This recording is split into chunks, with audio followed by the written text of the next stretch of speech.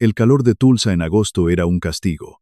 Me senté en mi camioneta con el aire acondicionado a toda potencia, sintiendo el zumbido del motor como un latido nervioso. En el asiento del copiloto, un regalo torpemente envuelto para mi nieto, Leo, esperaba. Releí el mensaje de texto de mi nuera, Silvia. Denny, surgió algo. No es un buen momento para que vengas hoy. Celebraremos el cumpleaños de Leo más tarde. Confuso, irritante. Mi teléfono vibró, un número desconocido.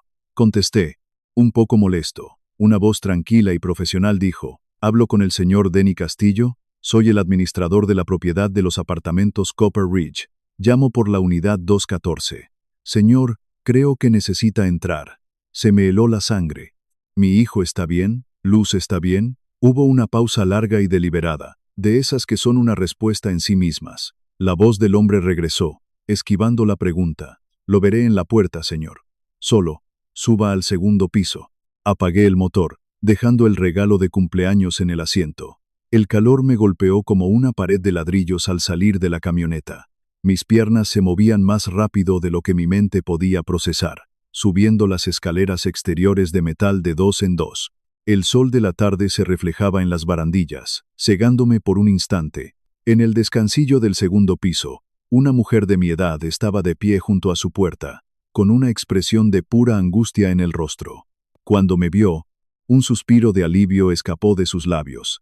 «Gracias a Dios», dijo, su voz un susurro urgente. «He estado tratando de que alguien viniera durante 3 días. 3 días». Las palabras resonaron en el aire denso y húmedo. Un eco siniestro que no entendía. Antes de que pudiera preguntar qué quería decir, un hombre alto y delgado, con una camisa de polo, con el logo del complejo de apartamentos, apareció al final del pasillo. Era el administrador. Se acercó a mí, con un manojo de llaves en la mano y una expresión sombría. «Señor Castillo», dijo en voz baja, «gracias por venir tan rápido». Miré la puerta del apartamento 214, luego a la mujer, y de nuevo al administrador. «¿Qué está pasando? ¿Dónde está mi hijo?» El administrador evitó mi mirada. «Mire, legalmente, no podía entrar sin una causa probable o una solicitud de verificación de bienestar de un familiar directo. La señora Reyes aquí», dijo, señalando a la vecina, «ha estado preocupada. Informó que no ha visto a su hijo en varios días y que escuchó algunos ruidos extraños hace un par de noches, y luego, nada. Silencio total». La mujer, la señora Reyes, asintió vigorosamente. «Él nunca está tan callado. El niño, Leo, siempre está corriendo, pero no he oído nada. Llamé a la puerta. Grité. Nada. Mi corazón martilleaba contra mis costillas. Como contratista, he visto la podredumbre que se esconde detrás de las paredes, la debilidad estructural oculta bajo una capa de pintura fresca. Esa era la sensación que tenía ahora, que algo fundamentalmente incorrecto estaba sucediendo justo detrás de esa puerta. «Ábrala», le ordené al administrador, mi voz más áspera de lo que pretendía. «Ahora», él asintió, seleccionó una llave y la introdujo en la cerradura. El clic del cerrojo al girar fue el sonido más fuerte que había escuchado en mi vida. Empujó la puerta para abrirla. La oscuridad me recibió. Todas las persianas estaban bajadas, bloqueando la brillante luz del sol de la tarde. Y luego el olor. Un hedor agrio y estancado a basura sin sacar, a aire viciado y a algo más, algo enfermizo. El silencio dentro del apartamento era absoluto, pesado, como una manta. «¿Luz?», grité, mi voz sonando extrañamente débil en el espacio muerto. «Leo, soy el abuelo». Solo el silencio respondió. Era un silencio antinatural, un silencio que gritaba que algo andaba terriblemente mal. Entré, y el administrador se quedó en el umbral, como si tuviera miedo de cruzarlo. Mis ojos de contratista analizaron el lugar en segundos. El pequeño salón era un desastre. Cajas de pizza apiladas en la mesita de café. Juguetes esparcidos por el suelo, pero cubiertos por una fina capa de polvo, como si no se hubieran tocado en días. El cubo de la basura de la cocina rebosaba, con una bolsa de plástico rota, derramando su contenido en el suelo. Esto no era el desorden normal de una familia joven. Esto era abandono. Me moví metódicamente por el pequeño espacio. La habitación de Leo estaba vacía, la cama sin hacer. La habitación principal también estaba vacía, la cama deshecha, la ropa tirada en el suelo. Pero no había señales de ellos. «Luz», volví a llamar. mi voz cargada de una creciente desesperación. Revisé la cocina, el pequeño balcón. Nada, solo quedaba una puerta cerrada. El baño, con una sensación de pavor que me oprimía el pecho, puse la mano en el pomo. Estaba frío. Empujé la puerta, y allí, en el suelo de baldosas, estaba mi hijo. Luz estaba tirado de lado, con la cara pálida y sudorosa, los ojos cerrados. Su respiración era superficial, un ronroneo débil y entrecortado. A su lado, en el suelo, había una pluma de insulina vacía. Por un segundo, el mundo se detuvo. Todo el ruido, todo el miedo, toda la confusión se desvanecieron, reemplazados por una única y helada certeza. Mi hijo se estaba muriendo. El instinto se apoderó de mí. Me arrodillé a su lado, ignorando la suciedad del suelo. Luz, Luz, soy papá. Le di unas palmaditas en la mejilla. Sus párpados se agitaron pero no se abrieron. Saqué mi teléfono. Mis dedos temblorosos casi lo dejan caer. Marqué 911. La voz del operador sonó distante, mientras mi propia voz, extrañamente tranquila, le daba la dirección, le explicaba la situación. Hombre de 32 años, diabético tipo 1, inconsciente. Mientras hablaba, mi cerebro finalmente se puso al día. Silvia no estaba aquí, Leo no estaba aquí, y mi hijo, que dependía de la insulina para vivir, yacía en el suelo del baño junto a una pluma vacía. Esto no era un accidente. Los paramédicos llegaron en lo que parecieron segundos y una eternidad. Irrumpieron en el apartamento con una eficiencia tranquila, apartándome suavemente mientras rodeaban a Luz. Me sentí inútil, un espectador en la peor crisis de la vida de mi hijo. Observé cómo le ponían una vía intravenosa, cómo le pinchaban el dedo para medir su nivel de azúcar en sangre. Los números que decían en voz alta no significaban nada para mí, pero el tono urgente de sus voces lo decía todo. Uno de los paramédicos, un hombre joven con una barba bien cuidada, me miró. Su nivel de azúcar es críticamente bajo. Ha estado así por un tiempo. Si esto hubiera durado otras 12 horas, estaríamos teniendo una conversación muy diferente. 12 horas. La frase me golpeó con la fuerza de un martillo. Silvia se había ido. La vecina dijo que no los había visto en 3 días. 12 horas. Ella lo había dejado aquí así. Lo subieron a una camilla y lo sacaron rápidamente del apartamento. Yo lo seguí, pasando junto a la señora Reyes, que seguía en su puerta con los ojos llenos de lágrimas y miedo. Le di una rápida inclinación de cabeza, una promesa silenciosa de que le explicaría más tarde. En la ambulancia, me senté en un pequeño asiento auxiliar, observando cómo trabajaban en mi hijo. El viaje al hospital fue un borrón de sirenas y luces intermitentes. En la sala de emergencias, me hicieron esperar en una pequeña sala familiar mientras lo estabilizaban. Las horas se arrastraron. Llamé a mi trabajo. Le dije a mi capataz que no volvería por un tiempo. Llamé a la escuela de Leo, solo para confirmar lo que ya sabía. No había asistido en los últimos 3 días. Finalmente, una enfermera me llevó a una habitación en el piso de arriba. Luz estaba en la cama, conectado a un goteo intravenoso. Su color había mejorado un poco, pero todavía estaba pálido, dormido por el agotamiento y la medicación. Me senté en la silla junto a su cama. El único sonido era el suave pitido de los monitores. La ira, fría y dura, comenzó a reemplazar el pánico. Necesitaba respuestas. Con el corazón encogido, llamé a la señora Reyes. Su nombre era Isabela. Me contó todo lo que sabía. Su voz temblaba por teléfono. Vio a Silvia salir con Leo y 2 maletas grandes hace 3 días. Se subieron a un coche que Isabela no reconoció. Silvia parecía apurada, casi frenética. No dijo adiós. Después de colgar, me quedé sentado en la oscuridad, las piezas encajando en un rompecabezas horrible. Silvia había empacado, se había llevado a su hijo, y había dejado a su marido diabético en un apartamento cerrado con llave, sin su medicamento vital. ¿Pero por qué? ¿Qué clase de monstruo haría eso? Mientras Luz dormía, volví al apartamento. Necesitaba pruebas, necesitaba entender. El administrador me dejó entrar de nuevo. Esta vez, busqué con un propósito. Junto a la puerta principal, escondida detrás de un paragüero, había una maleta. No era de Silvia. La abrí. Dentro estaban los suministros médicos de Luz, sus plumas de insulina de repuesto, sus tiras reactivas, sus jeringas de emergencia. Todo lo que necesitaba para sobrevivir estaba empacado. listo para salir, pero dejado atrás. Ella lo había empacado para él. Y luego lo había abandonado. La malicia del acto era tan profunda, tan insondable, que me robó el aliento. Regresé al hospital, la maleta en mi mano como si fuera una prueba en un juicio. Pasé el resto de la noche y la mayor parte del día siguiente en esa silla, observando a mi hijo dormir, la ira ardiendo en mi pecho como un carbón al rojo vivo. A última hora de la tarde, Luz comenzó a moverse. Sus ojos se abrieron lentamente, desenfocados al principio. Me miró, la confusión nublando su rostro. «Papá», susurró, su voz ronca. Me incliné hacia adelante, agarrando su mano. «Estoy aquí, hijo. Estás en el hospital. Estás a salvo». Luchó por incorporarse, mirando a su alrededor. ¿Qué pasó? Y entonces, el recuerdo pareció golpearlo. Su expresión cambió de confusión a una angustia pura y desgarradora. Sus ojos se llenaron de lágrimas. Miró directamente a los míos, y con una claridad que me heló hasta los huesos, dijo 4 palabras que lo cambiaron todo. «Papá, ella se lo llevó». La confirmación me golpeó como un golpe físico. No era solo negligencia, era abandono, era secuestro.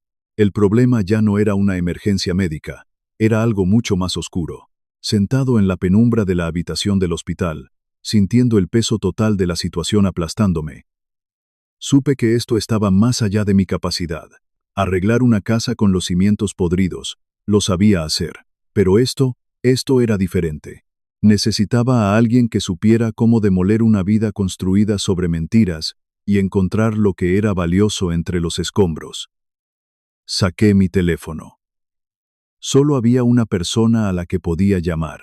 Un amigo que había pasado 30 años navegando por el caos que la gente se inflige mutuamente. Marqué el número de Ricardo Vargas. Rico. Marqué el número de Ricardo Vargas. Rico. Sonó 3 veces antes de que contestara, su voz somnolienta y áspera. «Sí, Rico, soy Denny». Hubo una pausa, luego el sonido de movimiento, como si se estuviera sentando en la cama. «Denny, son casi las 2 de la mañana». «¿Estás bien?»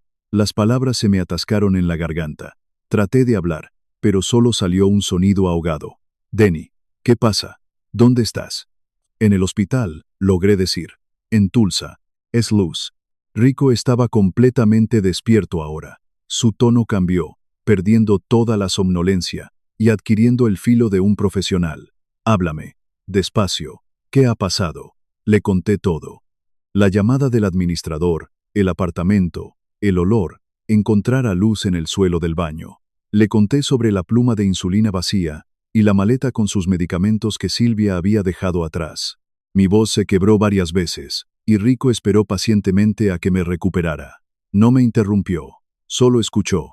Cuando terminé, el silencio en la línea era pesado. Podía imaginarlo al otro lado, procesando cada detalle, su mente de detective construyendo un mapa de la situación. ¿Y el niño, Leo?, preguntó finalmente. «Se lo llevó», dije. La palabra sabía a veneno en mi boca. «La vecina la vio irse hace 3 días con maletas». «De acuerdo», dijo Rico. Su voz era un ancla de calma en mi tormenta. «Escúchame con atención, Denny. Lo primero es lo primero. Luz está vivo. Eso es una victoria. Todo lo demás se puede arreglar. Voy a ir a casa de sus padres», dije, la ira subiendo de nuevo. «Voy a derribar su puerta». «No», me interrumpió Rico. Su voz era acero puro. «No vas a hacer nada de eso. No vas a llamar a nadie. No vas a enviar ningún mensaje. No vas a descubrir tus cartas. ¿Me entiendes?» Su autoridad era tan absoluta que me calmó al instante. «Pero, Rico, piénsalo como uno de tus trabajos, Denny. Cuando encuentras podredumbre en una pared, no empiezas a golpear con un mazo al azar.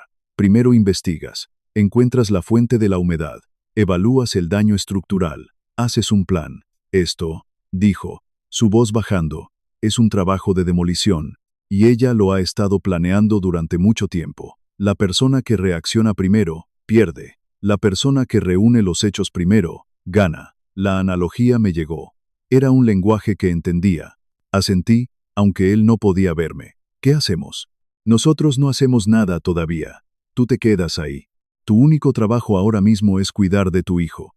Consigue que le den el alta. Llévalo a tu casa. Asegúrate de que esté a salvo y lejos de todo esto. Ese es tu trabajo. ¿Entendido?» «Entendido», respondí. Bien, mi trabajo es diferente.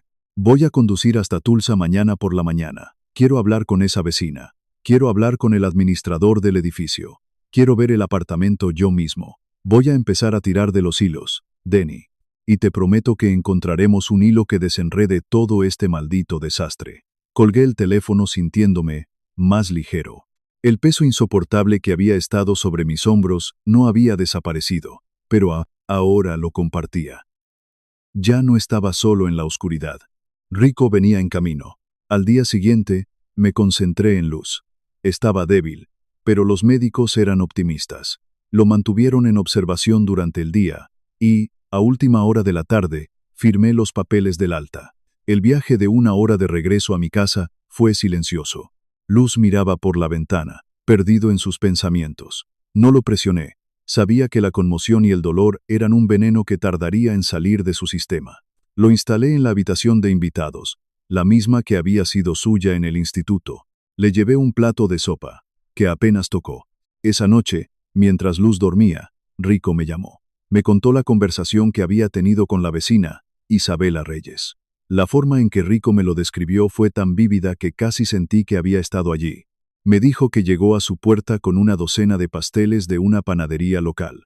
Le dijo que yo le enviaba mi más profundo agradecimiento y que ella era la única razón por la que mi hijo estaba vivo. La invitó a sentarse y hablar, no como un policía interroga a un testigo, sino como dos personas que se preocupan por un amigo en común. Se sentaron en su cocina. Rico me la describió como un lugar cálido y lleno de vida, el polo opuesto al frío y estéril apartamento de al lado. Había fotos de sus nietos en la nevera, un imán con forma de chile de Nuevo México, el aroma a café recién hecho flotando en el aire. Al principio, Isabela estaba nerviosa. Le preocupaba ser vista como una entrometida, una vieja chismosa. Rico la tranquilizó de inmediato. Isabela, le dijo con su voz más suave, a veces, el mundo necesita más gente entrometida. A veces, la gente que presta atención es la única que se da cuenta cuando alguien está en problemas. Usted no es una chismosa, usted es una heroína. Esas palabras, me dijo Rico, fueron la llave que abrió la cerradura. Isabela se relajó y empezó a hablar, y lo que contó pintó un cuadro mucho más oscuro de lo que yo había imaginado. No fue algo repentino. Había estado ocurriendo durante más de un año. Las discusiones, al principio susurros tensos a través de la pared, se habían convertido en gritos, siempre sobre dinero. Silvia acusaba a Luz de no ganar lo suficiente. Luz sonaba confundido, diciendo que todo su sueldo iba a su cuenta conjunta. Luego estaban los viajes de Silvia. Empezaron como viajes de chicas, de fin de semana a Dallas, una vez cada 2 meses. Luego se convirtieron en una vez al mes. En los últimos 6 meses, eran casi todos los fines de semana. Se iba el viernes por la tarde y volvía el domingo por la noche, agotada e irritable. Isabela notó cómo Luz se iba apagando. Dejó de salir a correr por las mañanas. Perdió peso. Cuando se cruzaba con ella en el pasillo, apenas levantaba la vista. Y Leo. Isabela dijo que solía escuchar al niño reír y correr por el apartamento todo el día. Pero últimamente, la mayor parte del tiempo estaba en silencio, como si le hubieran dicho que no hiciera ruido. Y entonces, Isabela le contó a Rico el detalle que lo cambió todo. El detalle que transformó la historia de un matrimonio fallido en una conspiración maliciosa. Hace unos 6 meses, le dijo Isabela a Rico, tuve un mal presentimiento. Muy malo. Denny siempre llama a Leo los domingos por la noche. Siempre. Es como un reloj. Pero una noche, escuché a Luz gritarle a Silvia, ¿por qué papá no ha llamado? Y ella le respondió algo que no pude oír. A la semana siguiente, lo mismo. Después de eso, no volví a oír a Luz preguntar. Isabela continuó, su voz temblorosa de indignación. Así que decidí llamar a Denny yo misma. Busqué su número en un viejo contacto de emergencia que Luz me dio cuando se mudaron, pero cada vez que llamaba, iba directo a un buzón de voz que decía que estaba lleno. Intenté varias veces, en diferentes días. Siempre lo mismo. Pensé que tal vez había cambiado de número. No se me ocurrió. Rico terminó la frase por ella. No se le ocurrió que Silvia había bloqueado el número de Denny en el teléfono de Luz. En la otra línea, mientras Rico me contaba esto, sentí una oleada de frío. Era la pieza que faltaba. La prueba irrefutable de la premeditación. No solo lo había abandonado, Había pasado meses aislándolo, cortando su única línea de vida, su único sistema de apoyo. Se había asegurado de que, cuando finalmente apretara el gatillo, nadie pudiera oír el disparo. «Esto es lo que necesitamos, Denny», me dijo Rico, su voz tensa por la emoción del descubrimiento. «Esto es la viga podrida en los cimientos. Esto demuestra la intención. Ahora, necesito que hables con Luz. Necesito su permiso por escrito para acceder a sus registros telefónicos y bancarios. Es hora de ver hasta dónde llega todo esto». La conversación con Luz fue una de las más difíciles de mi vida. A la mañana siguiente, me senté con él en la mesa de la cocina, la misma mesa donde había hecho sus deberes de niño. Le expliqué lo que Rico había descubierto, lo del número de teléfono bloqueado. Vi cómo la última pizca de esperanza se desvanecía de sus ojos, reemplazada por una resignación gris y vacía. No protestó, no lloró. Simplemente tomó el bolígrafo que le ofrecí y firmó los formularios de autorización que Rico me había enviado por correo electrónico. Era la firma de un hombre que ya no tenía nada que perder. Le envié los documentos firmados a Rico. Y luego, esperamos. Fueron 3 días de un silencio tenso. Luz apenas salía de la habitación de invitados. Yo me mantenía ocupado con pequeñas reparaciones en la casa, cualquier cosa para no pensar.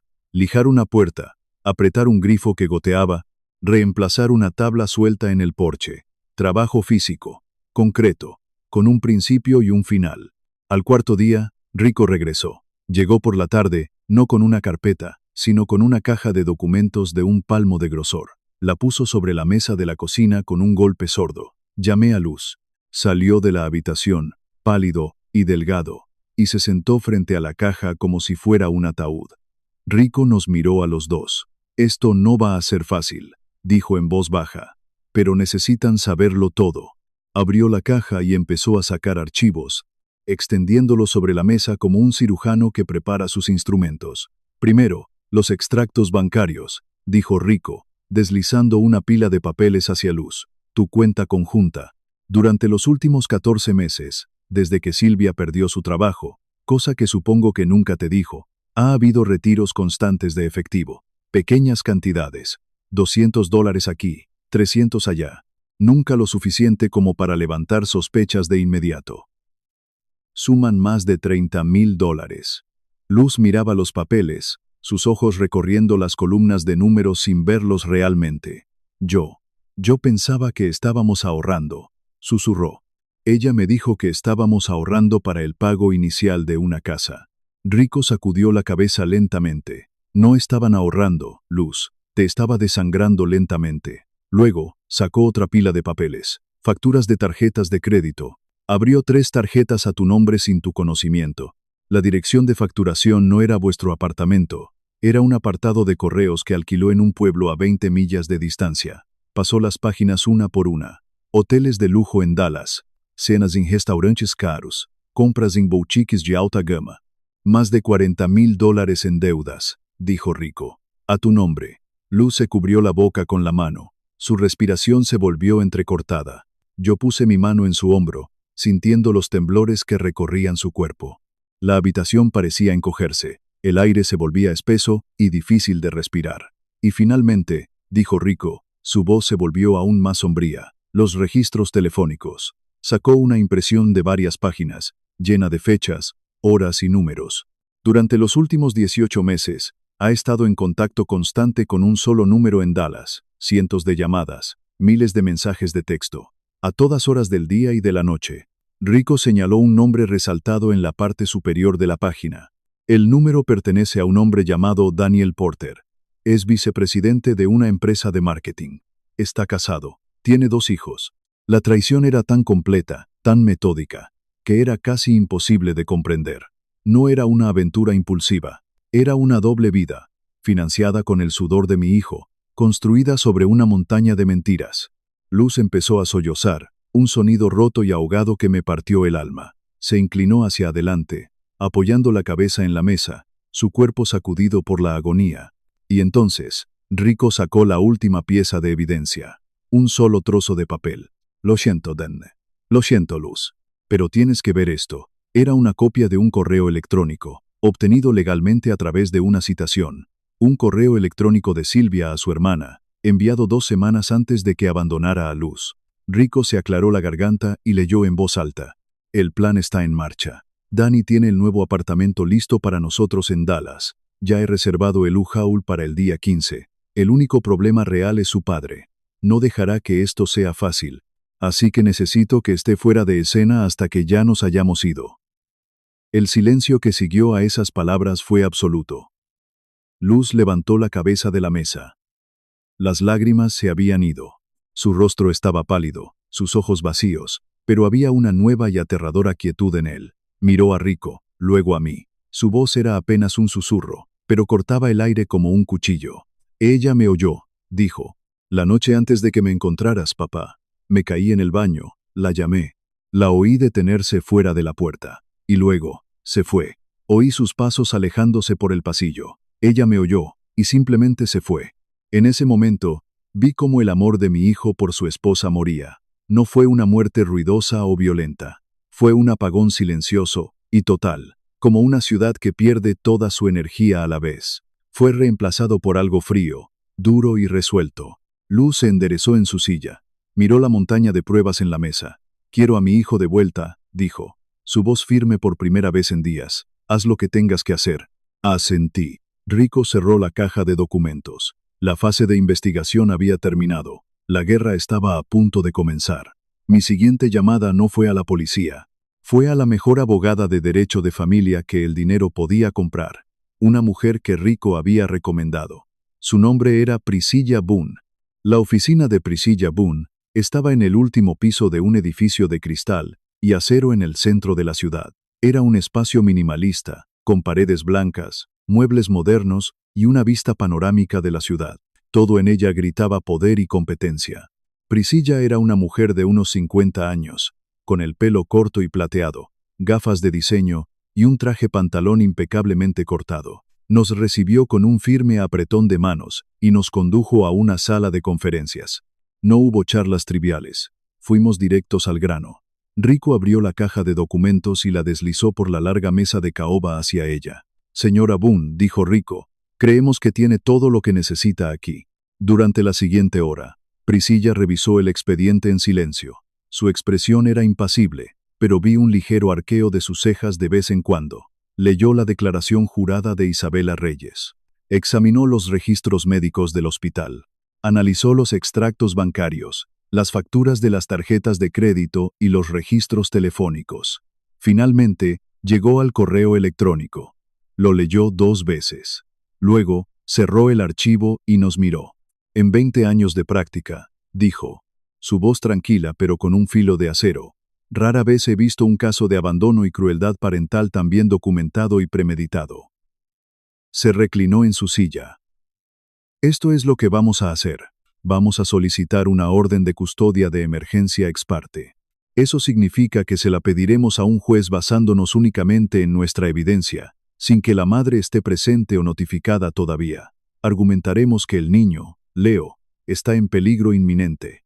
El abandono de un cónyuge dependiente de la insulina es una prueba clara de un desprecio total por la vida humana.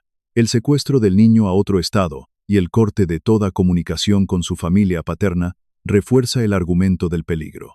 Me sentí aliviado al escuchar un plan claro, una estrategia, pero la advertencia de Rico sobre la paciencia todavía resonaba en mi cabeza. ¿Cuánto tiempo llevará eso?, pregunté. El sistema legal puede ser lento, admitió Priscilla. Incluso en una emergencia. Podrían ser días, incluso una semana, antes de que un juez revise el caso, y no hay garantías. Un juez podría decidir que quiere escuchar el lado de la madre antes de actuar. La idea de esperar otra semana, sabiendo dónde estaba Leo pero sin poder llegar a él, era una tortura. Pero asentí. Entendía el proceso. Priscilla tomó su teléfono. Dicho esto, añadió con una media sonrisa.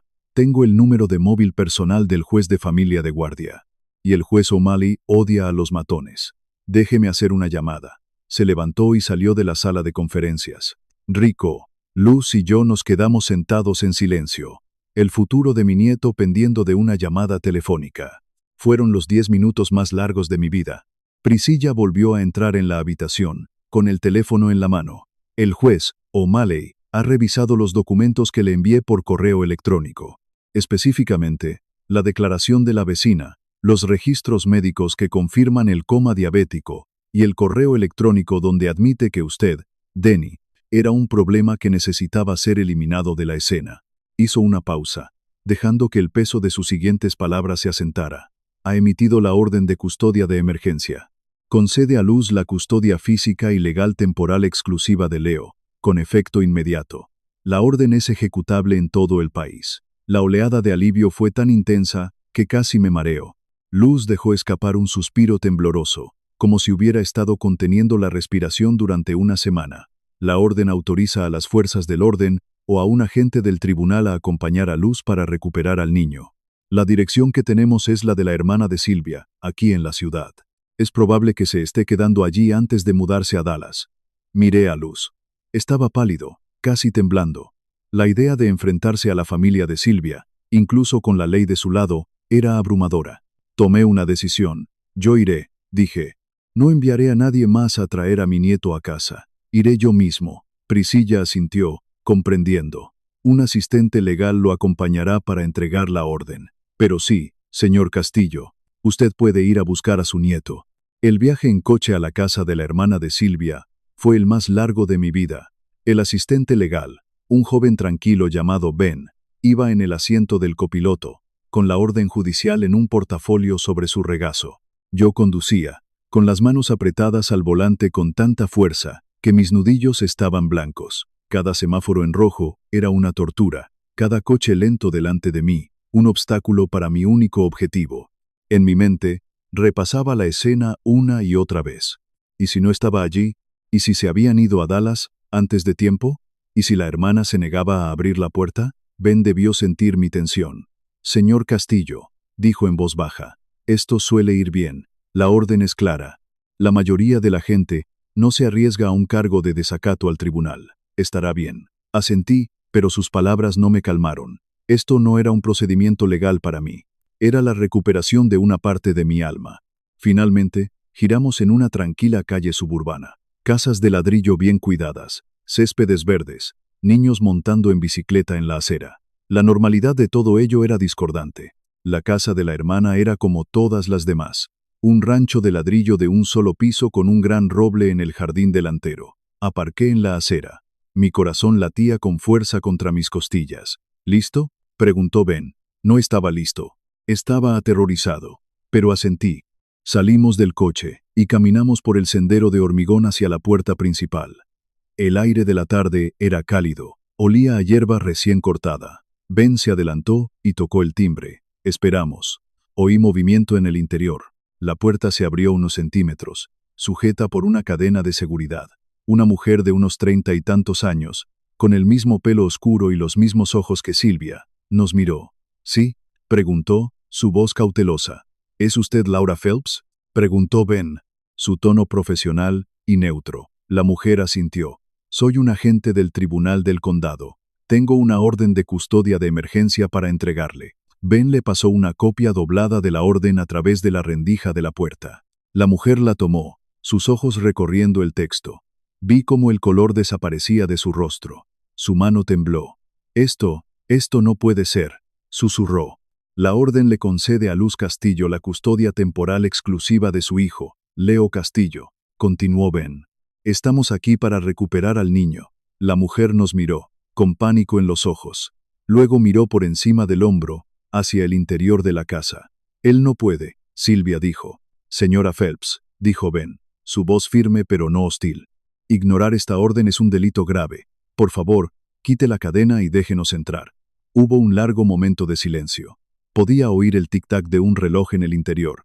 Finalmente, con un suspiro de derrota, la hermana de Silvia cerró la puerta, quitó la cadena y la volvió a abrir. Está en la sala de estar, dijo, su voz apenas un susurro. Entré en la casa. Olía a ambientador de canela y a derrota. Y allí, sentado en el suelo, frente a un televisor que emitía dibujos animados, estaba Leo. Llevaba un pijama de dinosaurios y estaba rodeado de juguetes que no eran suyos. Levantó la vista cuando entré. Sus ojos se abrieron de par en par. Una sonrisa radiante iluminó su rostro. «Abuelo», gritó. Corrió hacia mí. Me arrodillé en el suelo y lo abracé. enterrando mi cara en su pelo, que olía a champú de bebé y a inocencia. Lo abracé con fuerza, sintiendo el pequeño y cálido cuerpo contra el mío, y por primera vez en una semana, sentí que podía respirar de nuevo. Las lágrimas que no había derramado, las lágrimas de miedo, de rabia, de impotencia, finalmente brotaron. Lloré en silencio, abrazando a mi nieto. Él se apartó un poco y me miró, con su carita seria y preocupada. Puso su pequeña mano en mi mejilla. ¿Por qué lloras, abuelo? Me reí, un sonido ahogado. Porque estoy muy feliz de verte, campeón. Lo levanté en mis brazos. Era más pesado de lo que recordaba. Se acurrucó contra mi hombro, completamente a gusto, como si perteneciera a ese lugar. Miré a la hermana de Silvia, que estaba de pie en el pasillo, observándonos con una expresión de miseria. No sentí ninguna compasión por ella. Era cómplice de la crueldad de su hermana. Leo se movió en mis brazos y me susurró al oído la pregunta más importante de su pequeño mundo. Abuelo, dijo, ¿trajiste el tren? El regalo de cumpleaños. El tren de madera que le había comprado. Todavía estaba en el asiento del copiloto de mi camioneta. Me reí de nuevo, esta vez de verdad. Sí, campeón, traje el tren. Salí de esa casa sin mirar atrás, con Leo en mis brazos. Ben nos siguió, cerrando la puerta tras de sí, mientras caminábamos de vuelta al coche, bajo el sol de la tarde, con el peso tranquilizador de mi nieto contra mi pecho, supe que habíamos ganado la batalla más importante. Tenía a mi nieto de vuelta. Ahora, tenía que asegurarme de no volver a perderlo nunca más. Los días siguientes fueron un borrón de adaptación. Leo se instaló en mi casa, su risa y su energía llenando los espacios que habían estado silenciosos durante demasiado tiempo. Luz empezó a salir de su caparazón. Ver a su hijo a salvo, corriendo por el jardín, jugando con los mismos juguetes que él había tenido de niño, fue la mejor medicina. Empezó a sonreír de nuevo. Una mañana, mientras Luz y Leo construían un fuerte con cojines en el salón, me encerré en mi despacho. Tenía una deuda que pagar, una deuda de honor. Hice mi primera llamada al banco de Isabela Reyes. Hola, dije al representante de atención al cliente. Quisiera saber el monto total para liquidar un préstamo de automóvil. Tengo el número de cuenta. Le di el número que Rico había conseguido discretamente para mí. Hubo una pausa mientras tecleaba. El monto total para liquidar el préstamo es de $4,214.33, dijo. Excelente, respondí. Quisiera pagarlo en su totalidad ahora mismo con una tarjeta de débito. Le di mi número de tarjeta. El proceso fue rápido e impersonal. En menos de 5 minutos, la deuda que había pesado sobre Isabela durante años había desaparecido. No hubo fanfarria. Solo una transacción. Un problema identificado y resuelto.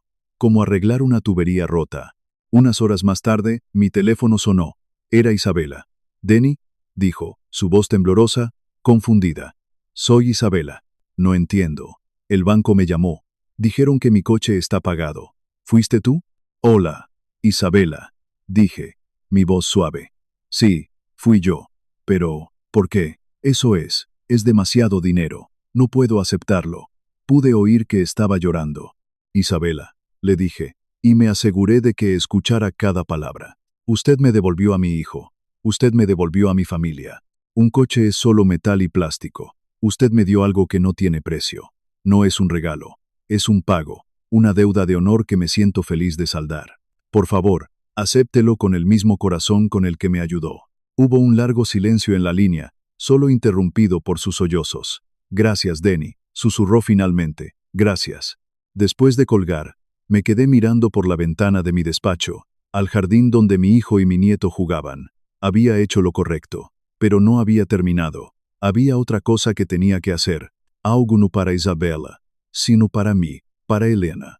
Mi difunta esposa, Elena, había sido maestra. Creía en el poder de la educación más que en ninguna otra cosa.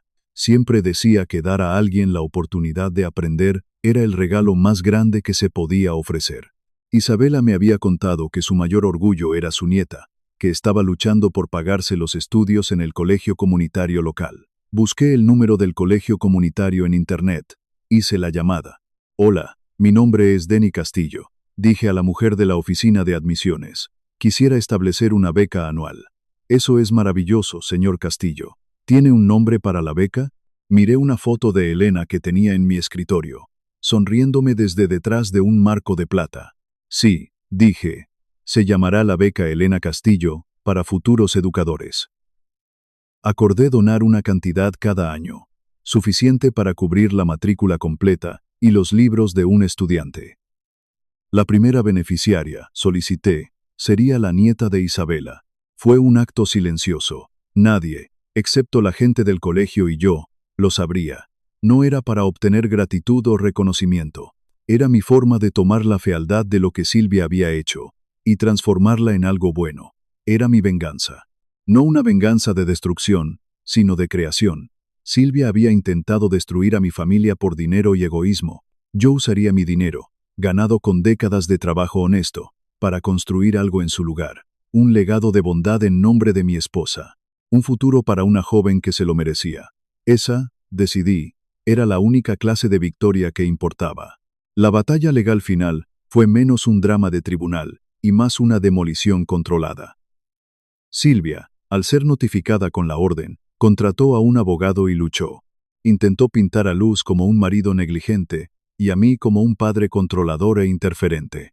Pero las mentiras no pueden competir con los hechos. Me senté en la fría y silenciosa sala del tribunal, junto a Luz y Rico. Observé cómo Priscilla Boone, nuestra abogada, presentaba el caso. No hubo gritos ni discursos apasionados.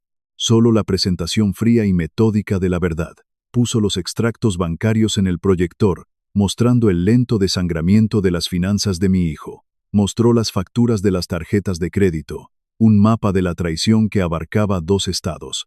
Presentó la declaración jurada de Isabela Reyes, la voz de una testigo decente y preocupada. Y finalmente, mostró el correo electrónico, las propias palabras de Silvia, admitiendo que yo era un problema que necesitaba ser eliminado de la escena.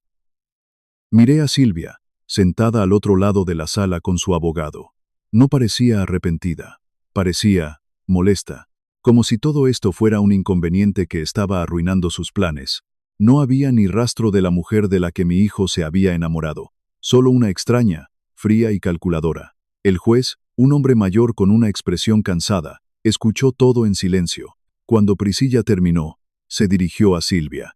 «Señora Castillo», dijo, su voz resonando en la sala silenciosa.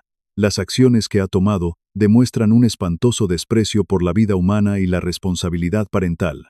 Ha cometido fraude, ha abandonado a su cónyuge, en una situación de peligro mortal, y ha secuestrado a su propio hijo. Francamente, es uno de los casos más atroces de crueldad doméstica que he visto en este tribunal».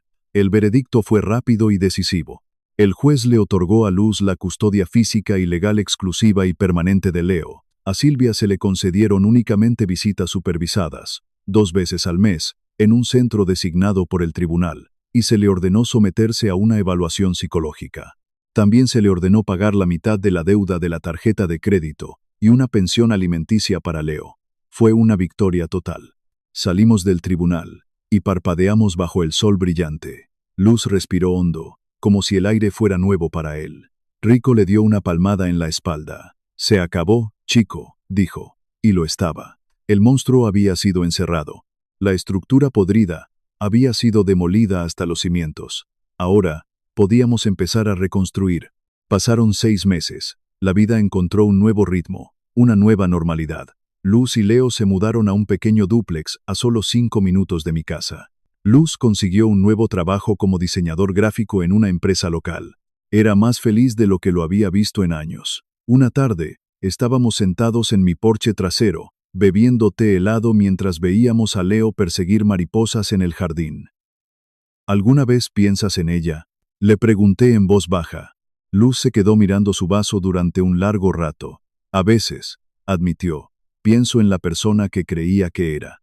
Y me pregunto si alguna vez existió. Pero luego miro a Leo, y miro esto, y me doy cuenta de que no importa. Lo que importa es lo que es real ahora». Puso su mano en mi hombro. «Gracias, papá, por no rendirte conmigo». «Nunca, hijo», le dije. «Algunas cosas son demasiado importantes como para rendirse».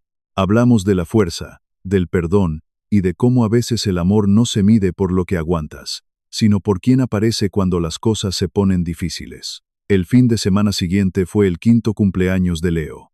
Mi jardín trasero, que había estado tan silencioso y vacío, ahora estaba lleno de vida. Había globos atados a las barandillas del porche. Una pequeña mesa estaba cubierta con un mantel de superhéroes y un pastel con 5 velas. Los invitados no eran muchos, pero eran los correctos. Rico estaba allí, contando historias de guerra a un par de vecinos, haciéndolos reír. Isabela Reyes estaba allí, sentada en una silla de jardín, con su nieta a su lado. La nieta, la primera receptora de la beca Elena Castillo, era una joven brillante y tímida que me agradeció con lágrimas en los ojos. Luz estaba en la parrilla, volteando hamburguesas, riendo con un par de amigos de su nuevo trabajo. Era una familia. No una familia nacida de la sangre, sino forjada en la crisis. Una familia unida por la lealtad y la decencia. Después de cantar el feliz cumpleaños, y de que Leo apagara sus velas con un gran soplido, la fiesta empezó a calmarse. El sol se puso, pintando el cielo de naranja y morado. Me senté en el columpio del porche, el mismo columpio donde solía sentarme con Elena. Leo, agotado por la emoción, se acurrucó a mi lado y se quedó dormido, con la cabeza apoyada en mi pecho. Su respiración era suave y regular. El peso de su cuerpo era el trofeo más grande que jamás había ganado. Mientras lo mecía suavemente, pensé en las palabras de Silvia en ese mensaje de texto, hace una eternidad. No es un buen momento. Ella había visto a su familia, a su hijo, como un problema, un obstáculo. Pero mientras sostenía a mi nieto dormido, rodeado de la gente que había luchado por nosotros, me di cuenta de la verdad. Proteger a los que amas, luchar por ellos cuando no pueden luchar por sí mismos, negarse a mirar hacia otro lado cuando las cosas se ponen feas, problemas como esos, al final, son solo otra forma de llamar al amor que se niega a rendirse. La historia de Denny, Luz y Leo es un viaje desde las profundidades de la traición hasta las cimas del amor familiar, la lealtad y la decencia. Nos recuerda que, incluso en los momentos más oscuros, la acción de una buena persona, una vecina atenta, un amigo que se niega a rendirse puede encender una luz. Denny eligió no buscar una venganza de destrucción, sino una de creación. En lugar de invertir su energía en destruir la vida de Silvia, la usó para construir un futuro para otros. Es una elección poderosa. Ahora, me encantaría saber qué piensas tú. ¿Qué opinas de la forma en que Denny manejó esta crisis? Sus gestos para agradecer a Isabela y la creación de la beca, ¿qué significado tienen para ti? Y finalmente, ¿cuál es la lección más importante que te llevas de esta historia sobre el amor paternal, la conexión entre un abuelo y su nieto, y la fuerza de la comunidad? Comparte tus reflexiones y sentimientos en los comentarios.